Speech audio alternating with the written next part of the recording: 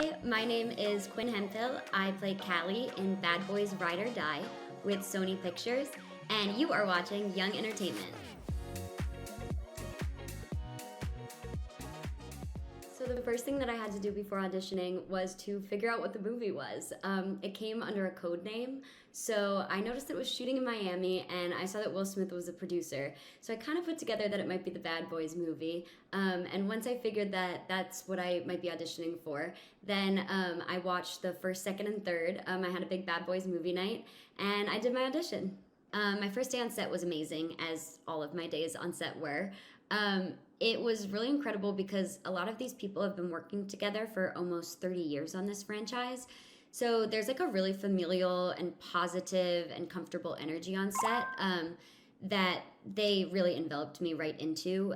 Everybody was so kind and wonderful and really focused on just making this incredible movie, but also having a great time doing it.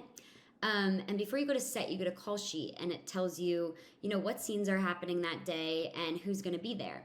And so I looked at mine before I went in, and Will and Martin were not there that day. So I thought, okay, it'll be, a little bit low pressure. Let's kind of warm up to this. And so I got there. I was there for a few hours, and then I went. They said, they're ready for you on camera. And so I went over, and I have a tap on my shoulder, and I turn around, and it's, hi, I'm Will. Nice to meet you. It was Will Smith. It was so cool. And that was that set the tone. I mean, that was an overnight shoot that Will was just on the phone in the scene, which normally an actor would never be on set for that. And he came on an overnight shoot just to give the actors a scene partner on the phone. I mean, that kind of set the tone for the whole thing. And I learned very quickly that this was going to be a hardworking, generous, loving, positive set to be on. So it was a great first day. What was it like working with the icon Vanessa Hudgens, and what did you learn from her? Working with Vanessa was a childhood dream come true. I mean, I grew up not only on High School Musical, but also on her Broadway performances as a theater kid. So when I found out I was cast and I knew that Vanessa was in the movie, that was really, really exciting for me. And what I learned from her was really just how to be a hardworking professional woman while also being an amazing friend. She runs several companies. She was getting married.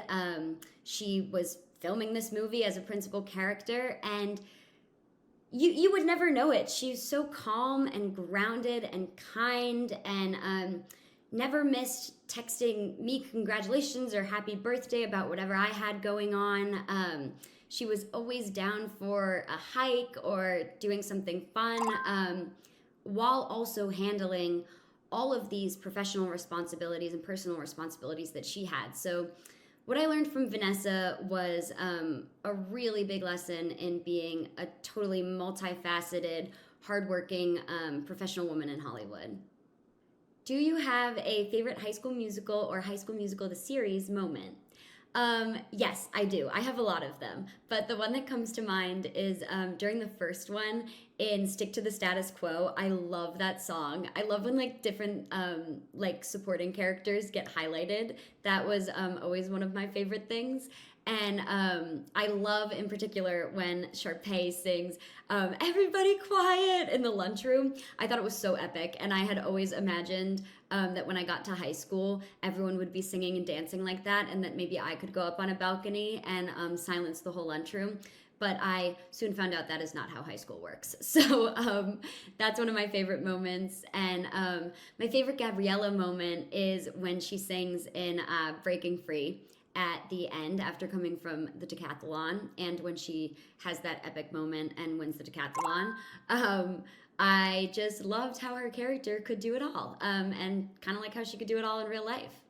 What was one first for you while filming Bad Boys 4? Oh my gosh, there were so many, but one that really comes to mind is that I had a stunt double and stunt training for the first time.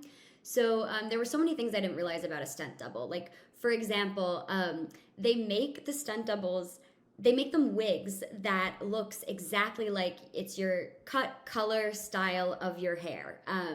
And so that was really interesting to me because sometimes I'd come in and there would be this mannequin and they would look at my hair and say, oh, she has a little more red tone there. And, oh, it's cut just a hair shorter. You know, it it was so cool, and also to see what incredible work that our hair and makeup department puts in to make those matches was really eye-opening for me, and I have such an appreciation for it. And then stunt training was that not only did my stunt double do stunts in my place, but also she was there several days where she wasn't necessarily doing a stunt, but she was there to monitor the things that I would do in my action sequences. And so after a take, she would come over and tell me things like, I've just done this stunt over here, so you're really out of breath. And so make sure that you focus on your breathing, or things. Or she'd say, put your shoulder into this a little more, because if you were really, and I can't give too much away, but yeah, she also became kind of this like coach in terms of my physicality in the movie. So her name was Stephanie. She was amazing. What do you and your character Callie have in common, and would you be friends in real life? Yes, Callie and I would absolutely be friends in real life. I always find love for my characters, but with some it's a little harder than others. And with Callie, it was really easy. And I think something that we have in common is our really deep loyalty and trust in our family and our friends. It's something that really drives Callie in this movie, and it's something that drives me in real life. Yeah, and then what we don't have in common is that she grew up in Miami and I grew up in Scranton, Pennsylvania, but we have a lot of the same values, and honestly, I could see myself reacting to the situation that Callie finds herself in an almost identical way. So she was really easy to relate to and get into her headspace, because she did remind me a lot of myself. What is one thing that helps you get into character?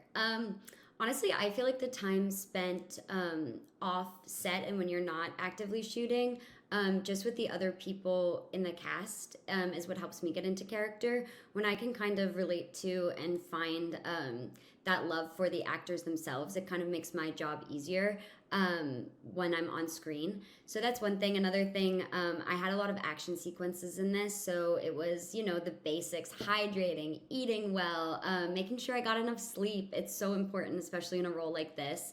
And if music helps, what would be the top 3 songs on that playlist? Oh, that's such a good question. Okay, I listened to Welcome to Miami by Will Smith a million times. I don't think I was even born when that song came out. But when I got cast, so many of my aunts and uncles and stuff would start saying, "Welcome to Miami." And I had no idea what they were talking about. But finally, I heard that song, and it would really get me in the mindset of, the environment that this person is living in and grew up in. It's also just a great song. And then, of course, the Bad Boys song. That one that's like my pump up song in life now. But the song really speaks to the franchise itself and kind of the energy that you need to bring, and I'm definitely acutely aware of the fact that I am part of this legacy now. So really honoring that with the good old Bad Boys song. And in terms of Callie's more like emotional life, very different speed, but Taylor Swift All Too Well 10-minute version, absolutely. A whole 10 minutes, it's almost like a meditation to me as a Swiftie, that All Too Well 10-minute. And sometimes I'll play it like a couple times. And so that really, I always play that before like a scene that I need to feel like emotionally connected. That's something that can really bring that up into me pretty quickly. Well, in 10 minutes. Did they have a good snack table on set, and what is your go-to movie snack? Oh my gosh, it was the greatest snack table of all time. My first day, the production assistant came over and asked what I wanted for breakfast, and I said, "Oh, what do you have?" And she said, "Everything." And I soon found out that she meant everything. I mean, I started drinking beet juice with like ginger shots. It was crazy. They literally had any snack that you could ever think of. Also, Will had like this special Bad Boys blend coffee in these K-cups. So I actually have 2 of them. I kept them as like mementos. But yeah, the snack table was absolutely incredible. Literally name something and I will probably say yes, that was there. And then my go-to movie snack. I've been really into cheddar Chex Mix lately. I also love those like little Twizzler nibs, which is weird because I don't love normal Twizzlers, but I love like those little like bite-sized ones, the cherry ones. They're so good. And I love a good movie theater popcorn. I don't really make it at home, but when I go to the movies, I could eat the whole bag. Any behind the scene moments, such as special effects or costumes that I got to see that was so cool? Yes, so many. I will say that in this movie, there is very little CGI. So, if something's gonna blow up, it was blown up on set, and it could take all day to set up, and then you bet we'd all be out there watching when they were ready to go, and they usually only get, one try to do it. So that was really cool, because if I was just gonna watch the movie, I would assume that it was all, done with computers. No, this is real footage. It was incredible, and I got to see some of it in person with my own eyes, which was absolutely mind-blowing. Something else I got to see that was so cool was we went on a break when the actors and writers strike was on. So we finished filming in June of 2023, and then we came back and went to Miami in February of 2024. And in that time, Vanessa was pregnant. So I got to see how they worked around that pregnancy in various ways. And I actually can't wait to see how it plays out on screen, because it was really, really cool to watch in person. And they had such a double for her that I never knew who I was talking to. If I'd see her from behind, you couldn't tell if it was Vanessa or her double. And they had a lot of really innovative tricks to be able to continue with Vanessa's character and her amazing storyline, and also to keep Vanessa healthy and protected. And it was incredible. That was really cool. What was it like working with Alexander Ludwig? Did I watch him in the Hunger Games, and was I Team Peeta or Team Gale? Working with Alexander was absolutely wonderful. Actually, we on set got to kind of be a very small part of a huge milestone in his life. So the first day I met Alexander, I found out that his wife was having a baby. And so we talked about it, I congratulated him, etc. And come to find out that a few hours later, all of a sudden we're hearing, did Alexander make his plane? Is everything okay? What's going on? And it turns out that his wife had gone into labor while we were on set one day. So we had seen him in the morning, and by lunch, he was a new dad. So he made it in time. We changed a couple of things around in the second part of the day, and he came back on Monday a new dad. And then we got to meet in February the beautiful Lenny, his little daughter. So yeah, that was like so cool. And I loved the Hunger Games, read all the books, loved the movies. And I was Team Peeta. He was a baker. I love to bake. Oh, and he was just so nice. I'm like a softie for like the nice sweet one. But Gail was so cute too. So I could tell why it was a hard choice.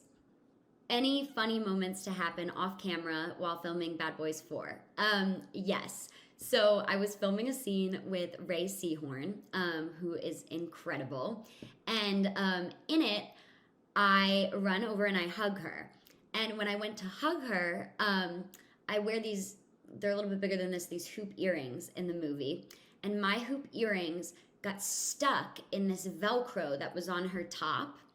And we had to go through the scene. I continue to hug her in the scene, and we break apart at some point. But I could feel that if we went to break apart, my ear was gonna be in trouble. So when she went to break apart, I just held her so tight until they yelled cut, because as an actor, you would never call cut. So I just squeezed her tighter, and we finished the scene in a complete embrace. And the second we finished, I said, Ray, don't move. My earrings stuck, and they called over costumes. There had to be 15 people all over us trying to get this earring unstuck. I don't know what happened to it. But the whole time, Ray and I had to stay hugging. And Will was right there, and he could not stop laughing. He thought it was the funniest thing he had ever seen. In fact, he said, this is the wildest thing I've seen in 30 years in the business. So I'm really taking that. As you can see, that was pretty cool for me. But yeah, it was, and I was attached to her for like 10 minutes. So we got very, very close. And Brenda, one of the amazing costumers, she said, everybody disperse, I've got it. And she was right. She got it off very quickly. But for about 10 minutes, we had like 20 people trying to detach my ear from Ray's chest. Yeah, it was pretty funny. What do you hope that people will take away after watching Callie and Bad Boys 4? I hope that people take away Callie's immense faith in and loyalty to the people that she knows and loves and that know and love her. I also hope that they'll take away her inner strength and how she calls that up and how that manifests. And also, Callie has a really open mind, and she has to question a lot of things that she kind of knows that she has taken for granted to know to be true. And Callie sees a lot of gray area where others might just see right and wrong. And so I hope that people take away the kind of immense empathy and like ability to change her mind that Callie has. What is my favorite movie that I could watch over and over again? Garden State, absolutely. I'm not from New Jersey, I'm from Pennsylvania, but it's kind of close. And Natalie Portman's performance in that is incredible. Her and Zach Braff, the writing, the directing, it's just perfect. It's a perfect movie, in my opinion. Yeah, I could watch it over and over and over again. And it's like a hug. You know those movies that feel like a hug? That's how that feels.